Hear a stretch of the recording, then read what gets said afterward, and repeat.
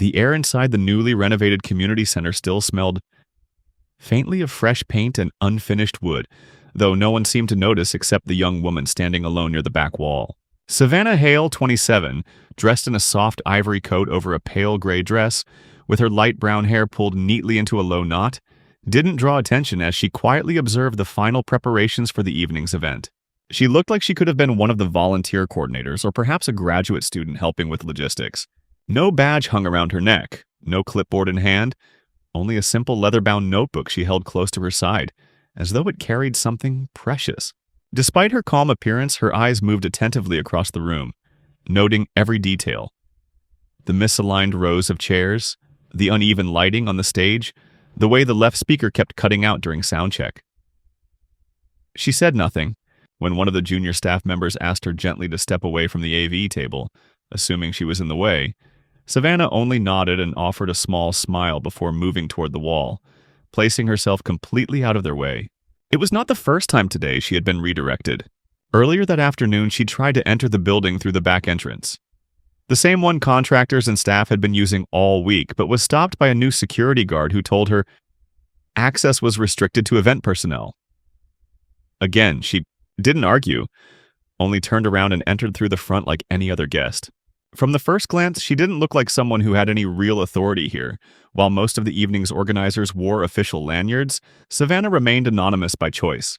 There was a quiet deliberateness to her presence, as though she were testing the atmosphere before revealing herself. Her posture was straight but never rigid. She gave the impression of someone both completely present and somehow distant. Guests began to trickle in. City council members, local educators, a few state grant officers, and still, no one paid particular attention to the woman standing quietly near the mural in the atrium, gently tracing the stitched hem of her coat with her fingers. A few glanced in her direction, perhaps wondering if they'd seen her before. One woman whispered to her friend, "Maybe she's one of the ESL tutors," then turned away. Savannah's expression didn't shift. She wasn't here for recognition, not tonight, not ever. Savannah had been waiting for just the right moment to step backstage and retrieve her laptop, which she had left in the control room earlier that day. The keynote was scheduled in less than an hour, and although she was not listed as a speaker, the opening presentation, the one meant to frame the entire mission of the center, was hers. She had written every word, designed every slide, and ensured that it reflected the stories of the women the center would serve. It wasn't vanity that kept her from introducing herself. Rather, it was the belief that work of this kind should be invisible in its authorship. Recognition was never the goal. Still, when she quietly slipped behind the side curtain and walked toward the locked room where her device was kept, she could feel the tension in the air shift. One of the logistics staff, a young man in a blazer at least a size too big, immediately noticed her and intercepted her path with an outstretched arm. "Sorry, this area is restricted," he said with a polite but firm tone. Savannah, calm as ever, nodded and replied gently, "Yes, I know. My laptop is in the AV room. I left it earlier during setup. I just need to grab it before the start."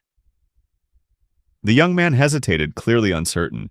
She didn't wear a badge, had no name tag, and spoke with the quiet self-assurance of someone who didn't need permission. That alone seemed to unsettle him.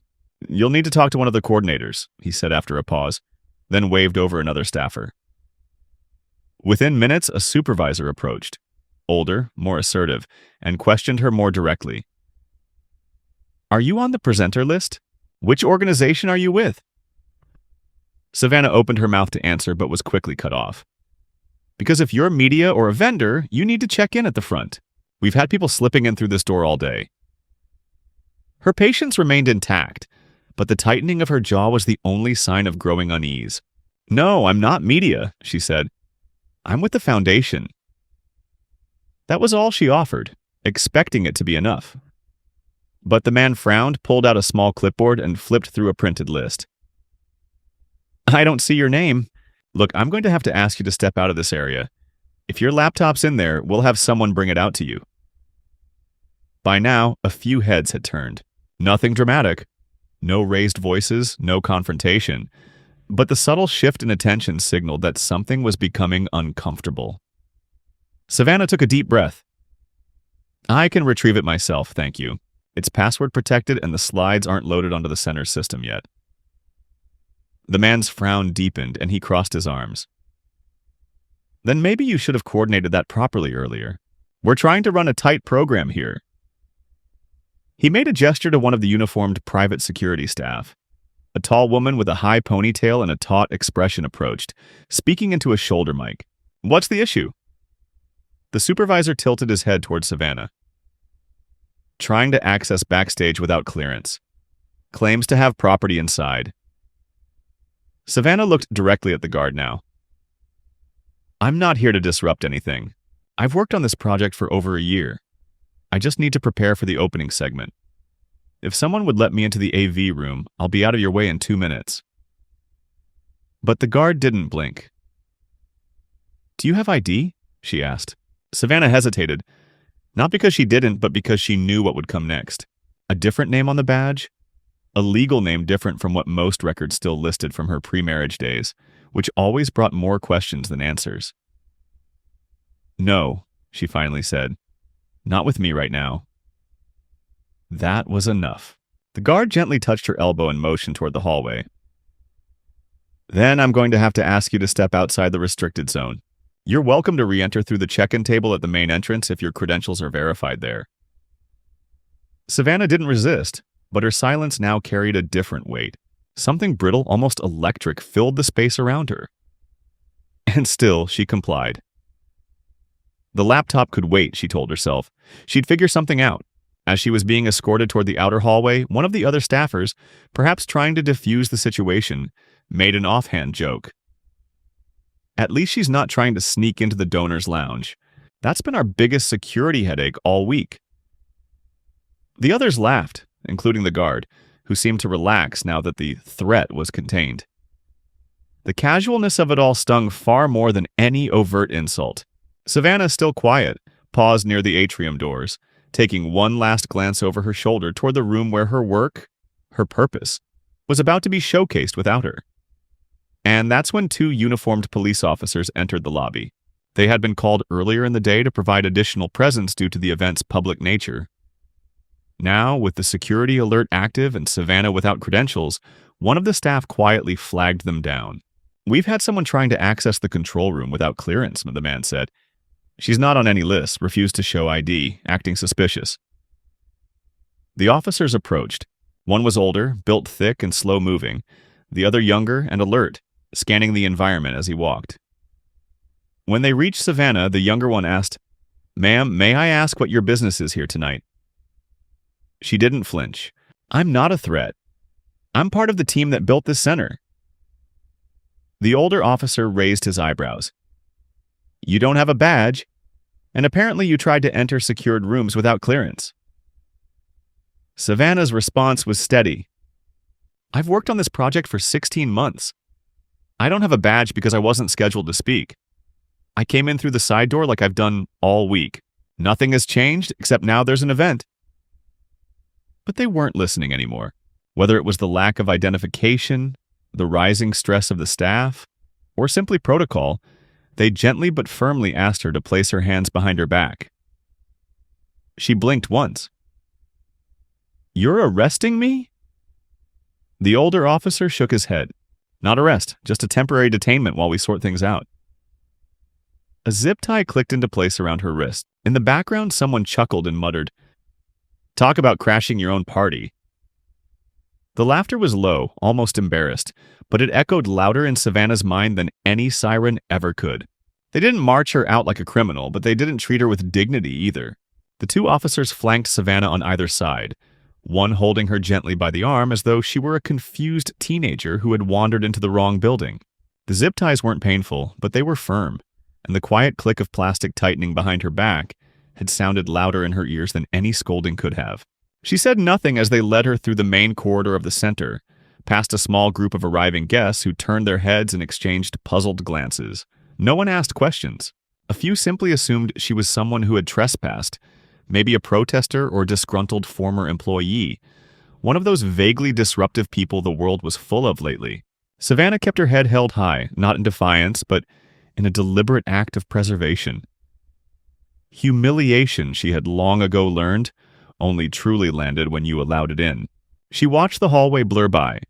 The textured beige walls, the framed photos of immigrant families who had helped build the neighborhood, the bilingual welcome banners printed with bright oranges and blues. And she thought about how many nights she had sat in front of a glowing screen, eyes dry and red, stitching this dream together piece by piece. The officers brought her into a small administrative room with fluorescent lights and plastic chairs, a space that served as a break room during the week but now looked eerily sterile. "We're going to ask you to wait here for a few minutes," the younger one said, trying for kindness. "We've notified the event coordinator. If someone can vouch for your role, we'll get this cleared up quickly." Savannah nodded once, sitting down carefully, zip-tied hands behind her back pressing against the hard backrest of the chair. She didn't argue. She didn't try to explain further. That's what unsettled them the most. The officers exchanged a glance, mild confusion, maybe slight irritation, before stepping outside to wait for the staff response. Word of the incident spread quickly. By the time the event was officially starting in the auditorium, half the coordinators and several volunteers already knew that a strange young woman had been caught backstage and detained. Descriptions varied.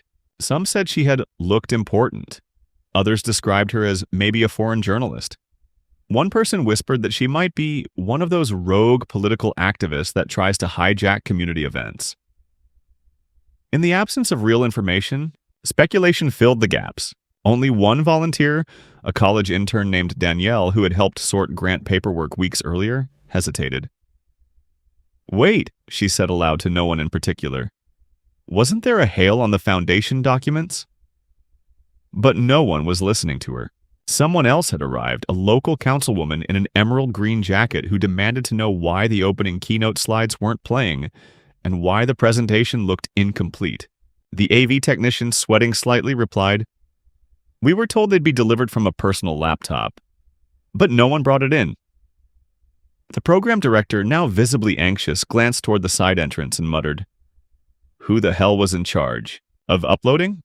Back in the small holding room, Savannah remained still, breathing evenly, her legs crossed at the ankle. The sound of muffled voices and laughter filtered in from the hallway. Outside, the officers had been joined by the building supervisor, who was recounting the earlier scene with growing theatricality. She just walked right into the staff area like she owned the place, said she left something in the AV room. No name tag, no clearance, nothing. The older officer scratched his chin. "And she didn't resist?" "No," the supervisor admitted. "But she had this attitude, like she didn't need to explain herself. Frankly, I think she expected us to just let her in based on how she looked." The officer raised an eyebrow. "How did she look?" "Put together, clean, polite, the type that thinks being polite is a free pass." Savannah could hear some of it. Not the words exactly, but the rhythm and tone of what was being said, and more importantly, the way it was being said. It wasn't cruel, not overtly. It was that performative skepticism, the way people deconstruct you when they can't figure out how to categorize you. The door opened briefly as one of the officers stepped in again. "Ma'am, we're still trying to locate someone from the organizing team who can confirm your role." "You're sure you're with the foundation?" "Yes," she answered softly. "I'm sure." He looked at her for a long second. There was something in her posture, in the quiet precision of her answers, that contradicted the narrative he was being told. And yet, protocol was protocol. He exited again. In the auditorium, the keynote had been postponed for 15 minutes. The MC, a charismatic, nonprofit director with a sharp suit and a dramatic voice, had tried to distract the audience with small talk and filler remarks about the center's journey. But murmurs were rising. Why the delay? Where was the promised presentation? Where was the story about the anonymous donor and the woman-led foundation everyone had heard rumors about? At that moment, a staffer who had been helping arrange the donor wall stepped up to the supervisor and asked, "Did you say her name was Savannah?" He nodded. The staffer paled. "Savannah Hale?" The supervisor blinked. "I guess. She didn't give a last name." "Oh my God," the staffer whispered. "She's the founder. The foundation's named after her family. She's not a guest. She built this place." The silence that followed was not cinematic. It wasn't sudden or dramatic. It was awkward and slow, a dawning unease as the pieces began to shift in everyone's minds. One of the officers heard it first, saw it on the staffer's face.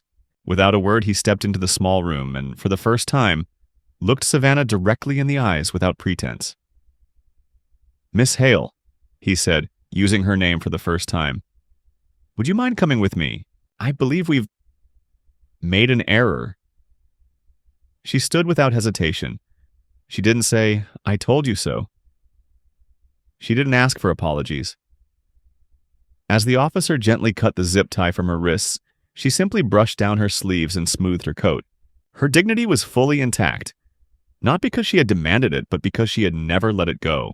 As Savannah walked back through the corridor, this time without restraints, flanked not by suspicion but by sudden and awkward deference, she felt no sense of triumph. There was no vindication in the wide eyes of the same volunteers who had watched her be led away, no satisfaction in the confused apologies murmured by the security guard who now struggled to meet her gaze. The hallway looked no different than it had an hour earlier, and yet every step now felt strangely heavier, as though her presence had shifted in mass, made visible not by what she had said, but by what others had finally understood. The officer walking beside her offered a few words of explanation, his tone quiet and formal, but Savannah didn't respond. There was nothing to say. What had happened wasn't a misunderstanding. It was a conclusion drawn with absolute certainty based on a lack of surface cues. No badge, no title, no need to perform authority. The truth was, she hadn't wanted any of those things. She had hoped her work would speak for itself. She had believed, perhaps naively, that the space she had built, intentionally open, intentionally human, would recognize her as part of it. Instead, it had turned against her the moment she stopped fitting neatly into someone else's system. When she re-entered the main room, the energy in the space shifted. The audience in the auditorium was restless, the room buzzing with low conversations and uneasy glances toward the still dark screen. The event was clearly off schedule, and a few attendees were already checking their watches or slipping quietly out the back. Savannah didn't head toward the stage right away. She paused by the control booth, where the technician looked up at her with a mixture of guilt and relief. She nodded calmly and asked for her laptop, which had been quietly retrieved by a panicked intern minutes before. As she opened it, her fingers moved with practiced precision, navigating the folders of slide decks, media clips, translations, and schedules she had curated over months of planning. Nothing had been deleted, but everything had been delayed, and in a way that could not be undone with speed alone. The technician hesitated, then leaned slightly toward her and whispered, "They didn't know. No one told us who you were." Savannah met his eyes, not unkindly, but with an expression that suggested she had heard that same line in dozens of variations over the course of her life. "They didn't need to," she replied softly. "It wasn't about me." The MC saw her from across the room and made his way over, a practiced smile on his face that cracked slightly as he approached. "Miss Hale," he began, "I can't begin to express how sorry we are. If I had known, I would have—" She held up a hand. "There's no need. Let's just start." He opened his mouth to say something else, but she had already turned, walking toward the side of the stage where the stairs led up to the podium. Her movements were deliberate, not dramatic. There was no rush, no trembling, no moment of cinematic flourish. But as she stepped onto the platform and crossed toward the microphone, the rustling in the audience subsided. Eyes began to focus. Conversations tapered off. Something about the way she stood, a quiet stillness anchored in self-awareness, commanded attention more effectively than any announcement could have. She didn't begin with a greeting. She didn't introduce herself. Instead, she took a moment to look out at the audience, scanning the faces of donors, officials, teachers, organizers, and students. Then she spoke, her voice steady and clear, neither loud nor forceful, but shaped with quiet precision. "Before we begin, I'd like to take a moment to thank the people in this room who believed in the vision behind this center, those who saw its potential before its walls were even drawn on paper. This space was never meant to be polished. It was meant to be honest. It was built to serve women who've been silenced, overlooked, redirected, and tonight I had the rare privilege of experiencing exactly what they face every day." The words were not accusatory, but they were not passive either. A ripple moved through the room. Not applause, not whispers, but a collective breath held as if every person understood they were witnessing something both deeply personal and widely implicating.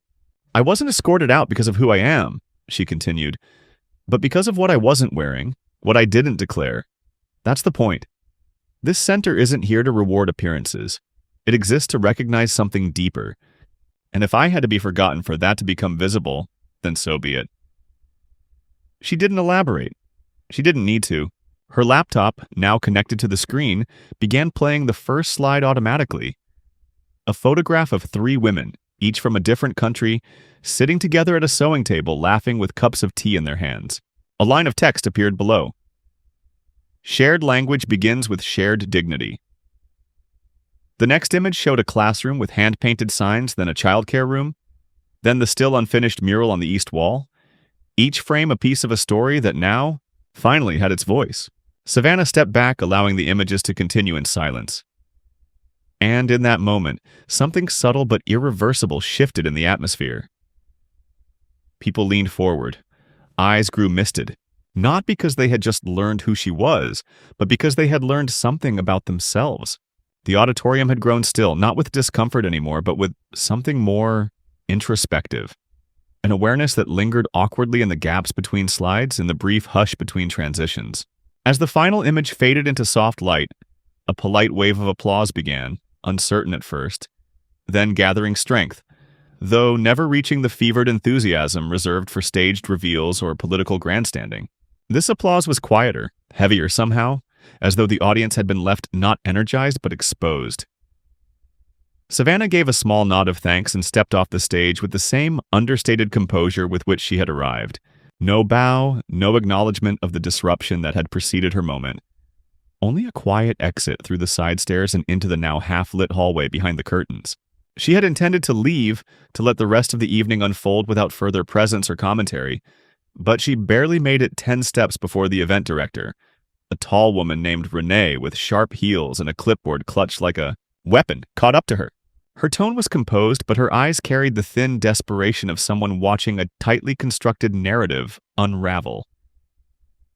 "Savannah," she began, using her first name now, likely for the first time. "Please don't leave yet. We've received word that the deputy mayor's office is requesting a closed-door thank you photo with you before they leave. They didn't realize, well, how directly involved you were." Savannah stopped, turning just slightly, and for a moment said nothing. Then, with gentle irony, she replied, "No one did. That's why tonight happened the way it did." Renee's face tightened, not with offense, but with effort, as though trying to maintain a grip on something slippery. "Look, I understand how things got mishandled earlier. Believe me, I'm furious that no one verified your credentials. But now that we're all on the same page, there are certain optics we need to preserve." Savannah tilted her head slightly. "And what would those be?" The director's voice lowered, nearly a whisper now. "There are donors here who want to meet you. Press who need a quote. If you disappear, it creates a vacuum. No one wants a story about a donor being handcuffed at her own event." Savannah's silence was sharp enough to make the woman flinch. "You're not worried about the story," she said at last. "You're worried that the story no longer belongs to you." She turned away again, ready to walk, but before she could reach the staff exit, she saw someone standing near the rear lobby doors. A tall man in a dark gray overcoat, his hands folded calmly. In front of him, watching her with quiet intensity. His name was Chief Harold Whitmore, head of the city's community police division, and unlike the officers who had removed her earlier, he knew exactly who she was. He had received a call nearly an hour ago, alerting him to the incident unfolding at the event, and though he wasn't required to respond, something about the report had made him put on his coat and drive over anyway. Savannah paused when she saw him. They hadn't spoken in over a year, not since a community roundtable on urban redevelopment where she had presented a model of inclusive security partnerships that was largely ignored at the time. Now, as he stepped forward, the hallway seemed to narrow, and the remaining sounds of the auditorium dimmed into the background. "I owe you an apology," Whitmore said without preamble. "Not just for what happened earlier, but for not recognizing your name the moment it crossed my desk." Savannah studied his face. There was no theater in it. Only a quiet tension, the kind that came from living in a world where recognition often followed mistake rather than merit. "You don't owe me anything," she said. "I wasn't looking for recognition." He hesitated, but we still should have known. My officers were acting on protocol, but protocol doesn't excuse assumption. Savannah exhaled slowly. Protocol isn't the problem. Reflex is. He nodded slightly, eyes narrowing with thought. "May I walk you out?" She gave a faint shrug, neither agreeing nor refusing, and together they moved through the corridor and into the open space of the lobby. It was quieter now, many guests still gathered in the main room, a few stragglers idling near the coffee station. As they crossed the space, another officer, one of the same two who had zip-tied her earlier, stood near the exit, clearly waiting for someone. His posture shifted when he saw her, unsure if he should acknowledge her or disappear. Whitmore noticed the hesitation and placed a hand lightly on Savannah's arm. Then, in a voice low and deliberate, he leaned toward the younger officer and spoke with words chosen for effect more than volume. "She funds our department's crisis mediation training," he said. "She's the reason your cousin has a scholarship to the academy." The officer blinked, mouth parting slightly. "Sir?" Whitmore continued, still measured. "You walked her out an hour ago. Maybe it's time you walked her in." The words didn't echo, but they settled, not only into the young man's posture, which changed immediately from stiffness to unease, but into the silence of the entire lobby. Those who overheard paused mid-conversation. Even the volunteer at the front desk, distractedly organizing clipboards, stopped moving. No one spoke. No one needed to. The gravity of the moment lay not in humiliation, but in quiet reorientation. The girl in the white coat, the woman with the soft voice and no badge, she wasn't someone to vet. She was someone who had built the foundation upon which they now stood, and none of them had thought to look down and notice. Savannah said nothing. She didn't gloat. She didn't correct anyone or seize the silence for a dramatic declaration. She simply looked once more at the officer who had tied her hands and then walked past him, calm, composed, perfectly whole. By the time Savannah returned to the main auditorium, the energy had shifted once again. Subtly, but unmistakably.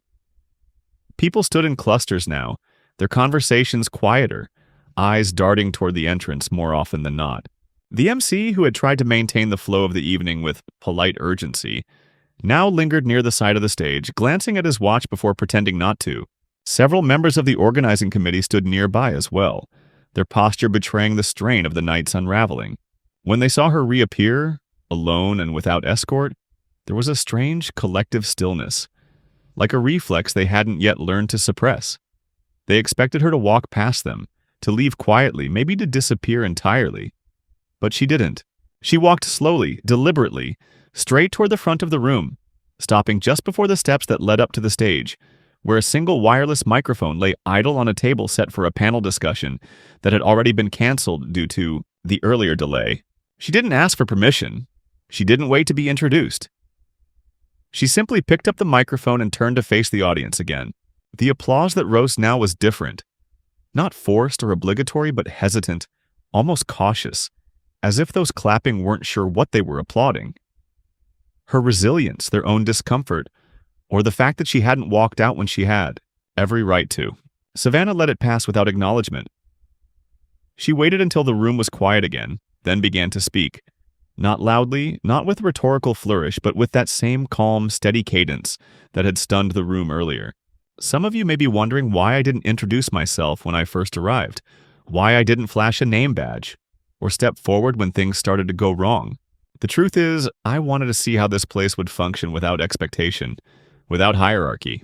I wanted to see how the space we created would treat someone who looked like she didn't belong. There was no accusation in her voice, only a kind of fatigued clarity, the sound of someone who had reached the end of a long interior journey. I wasn't testing anyone. I wasn't playing games. I was just walking through a door I built. She paused. The silence that followed felt like something being held. But what I found tonight, what found me really, was that even among well-meaning people, even in spaces dedicated to inclusion, reflex runs deep.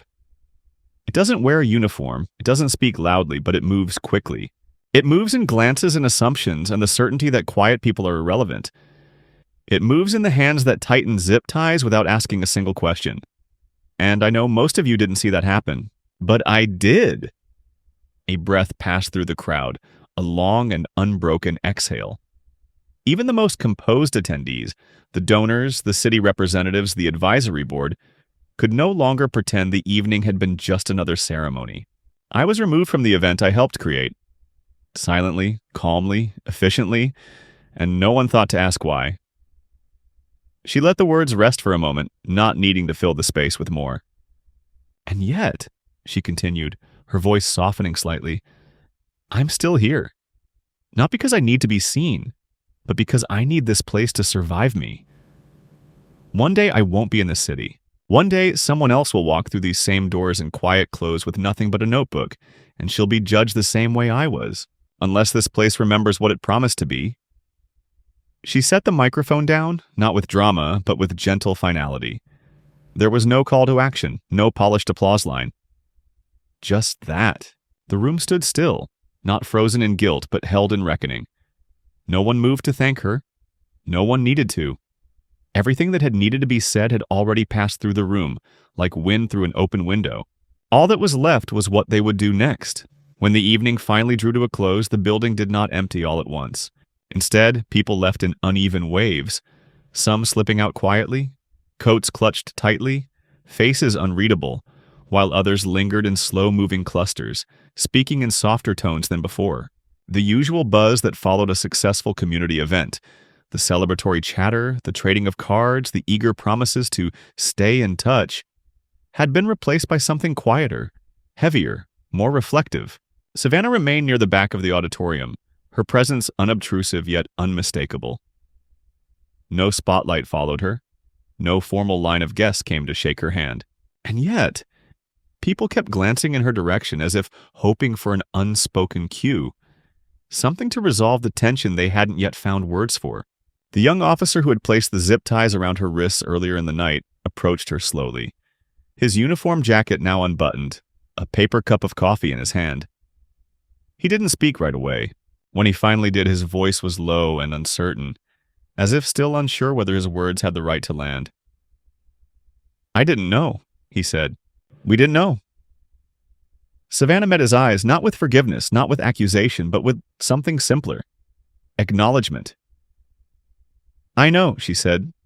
And for a moment he looked like he might say more, but then he just nodded, turned and walked away. He didn't ask for absolution, and she didn't offer it.